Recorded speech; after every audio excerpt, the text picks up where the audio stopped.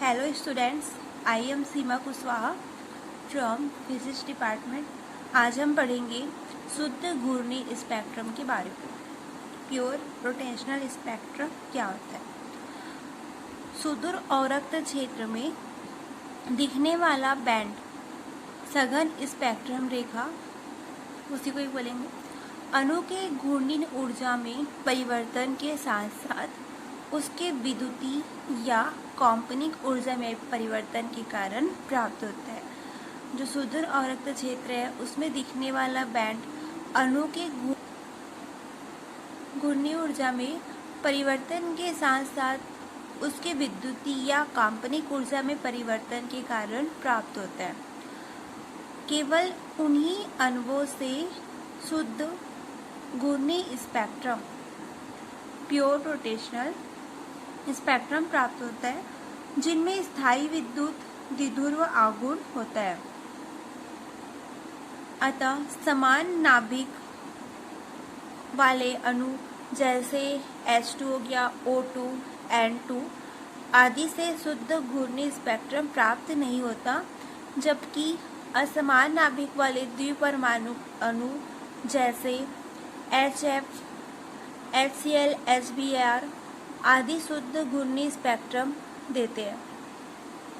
जो यहाँ पे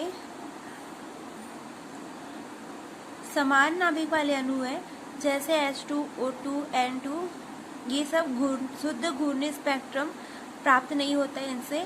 और जैसे असमान नाभिक वाले द्विपरमाणु अणु जैसे HF हो गया, HCl, HBr आदि शुद्ध घूर्णी स्पेक्ट्रम देते हैं। व्यवहार में शुद्ध घूर्णी स्पेक्ट्रम अवशोषण के कारण प्राप्त होता है।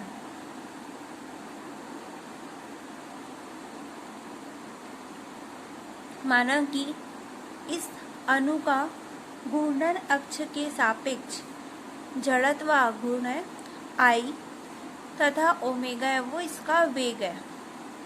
माना कि M1 व M2 इसके परमाणुओं का द्रव्यमान है और R1 व R2 घूर्णन अक्ष से इन परमाणुओं की दूरी है तथा परमाणुओं के केंद्रों के बीच की दूरी d है।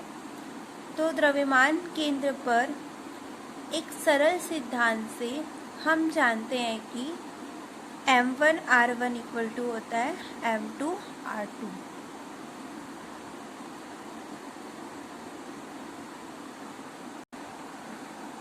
और इस संबंध से हमें प्राप्त होगा R1 की value R1 equal to D M2 upon M1 plus M2 और R2 की वैल्यू प्राप्त होगी D M1 upon M1 plus M2।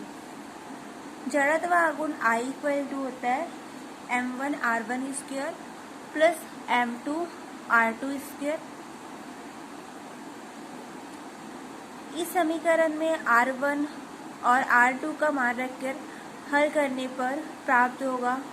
यहाँ पे हम R1 और R2 की वैल्यू रखेंगे। R1 और R2 की वैल्यू यहाँ पे हमको दी हुई है, तो इस वैल्यू को हम यहाँ पे रखेंगे। तो यहाँ पे हमें प्राप्त होगा I equal to D square M1 M2 upon M1 plus M2। तो इसे हम म्यू D स्क्वायर लिख सकते हैं, जहाँ म्यू M1 M2 और M1 M2 upon M1 plus M2 की वैल्यू है, जिसे द्विपरमाणु अणु का समानीत द्रव्यमान कहते हैं। तो यहाँ पर हम वैल्यू रख देंगे, तो ये हो जाएगा म्यू D स्क्वायर।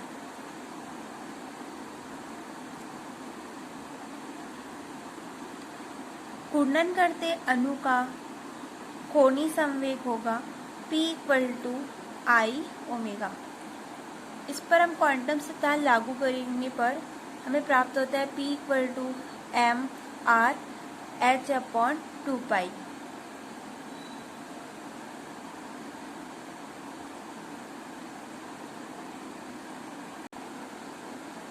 जहाँ M R है घूर्णन क्वांटम संख्या।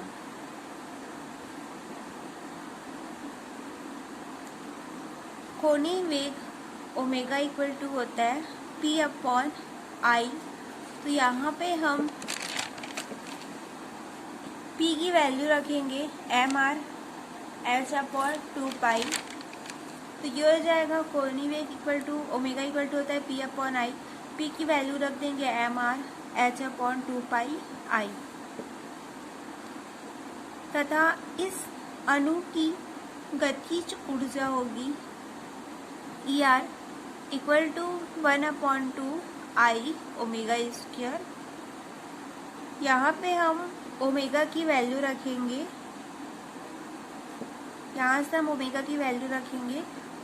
ये हो जाएगा 1/2 I। ओमेगा की वैल्यू रखेंगे mR H upon 2 pi I।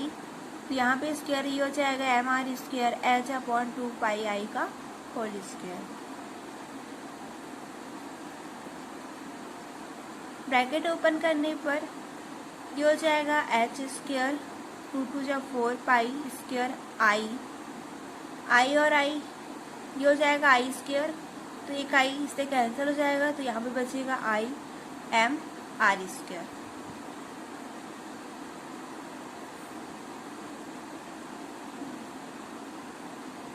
अतः घूर्णी ऊर्जा जो है वो क्वांटीकृत होता है तथा यह mR इक्वल टू 0 1 2 3 डैश रखने पर विविक्त मानों को ग्रहण करता है। जो घूर्णी ऊर्जा है वो क्वांटीकृत होता है और यह mR की वैल्यू रखेंगे 0 1 2 3 रखेंगे तो विविक्त मानों को ग्रहण करता है।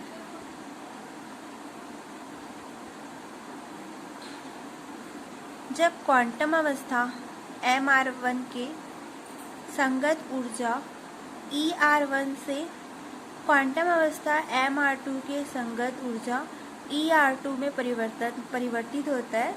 जब क्वांटम अवस्था जो है वो mR1 की संगत ऊर्जा ER1 से क्वांटम अवस्था mR2 के संगत ऊर्जा ER2 में परिवर्तित होता है, तब ऊर्जा की एक क्वांटा जिसे फोटॉन कह सकते h/r उत्सर्जित या अवशोषित होती है तथा इसका मान होगा h/r equal to ER1 minus ER2। h/r equal to ER1 minus ER2।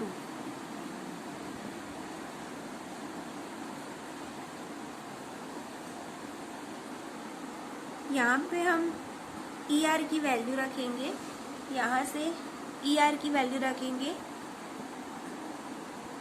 h square upon 8 pi square I mR square. तो ये हो जाएगा h square upon 8 pi square I m square R1 और m square R1 minus m square R2। अतः स्पेक्ट्रमी रेखा की आवृत्ति होगी μr equal to h upon 8 pi square I m square R1 minus m square R2। μr की value होगी h upon 8 pi square I m square R1 minus m square R2। तो इसे हम लिख सकते हैं a square minus B square का formula लगाएंगे यहाँ पे। तो ये हो जाएगा h upon 8 pi square I m R1 plus m R2 bracket पे m R1 minus m R2। तो ये हो जाएगा h upon 8 pi square I m R1 plus m R2। इसे हम लिखेंगे m R1 minus m R2 del m R। यहाँ पे हो जाएगा del m R equal to इसकी वैल्यू हम रखें del m R m R1 minus m R2 equal to होता है प्लस माइनस 1। यहाँ धनात्मक चिन्ह अवशोषण को तथा ऋणात्मक चिन्ह उत्सर्जन से संबंधित है। तो धनात्मक चिन्ह है वो अवशोषण और ऋणात्मक चिन्ह वो उत्सर्जन से संबंधित है। यदि हम केवल अवशोषण की स्थिति को लेते हैं तो ये होगा mu R equal to H upon 8 pi square I 2mr plus 1। इसे हम लिखेंगे इक्वेशन 1। उपयुक्त समीकरण 1 है वो एक ऐसे स्पेक्ट्रम की व्याख्या करता है जिसमें रेखाएं समान दूरी पर स्थित है तथा जिनकी आवृत्तियां एक निश्चित राशि h अपॉन 8 पाई स्क्वायर आई का पूर्ण गुणांक है व जिनकी एक नियत आवृत्ति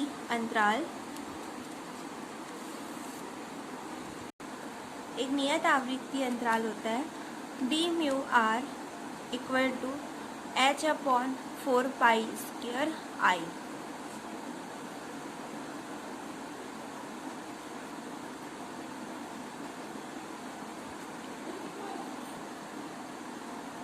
यहाँ पे तरंग यांत्रिकी में भी समान परिणाम प्राप्त होता है। इसमें केवल mr की जगह mr ब्रैकेट पे mr प्लस 1 के स्क्वायर में होगा 1/2 विस्थापित होता है। इस आधार पर किसी दिए गए घूर्णी निकाय की घूर्णी ऊर्जा होती है h square upon 8 pi square I mr plus 1।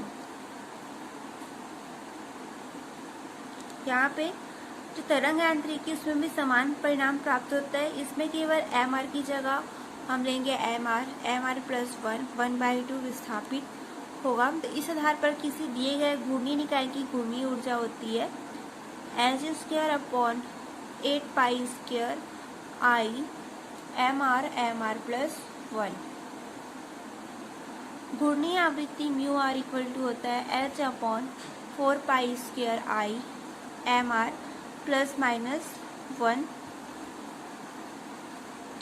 आवृत्ति अंतराल होगा d mu R equal to h upon 4 pi square आई।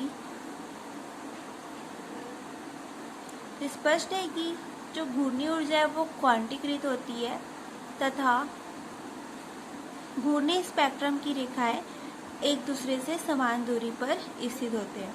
जो घूर्णी स्पेक्ट्रम उसकी रेखाएं एक दूसरे से समान दूरी पर स्थित होते हैं।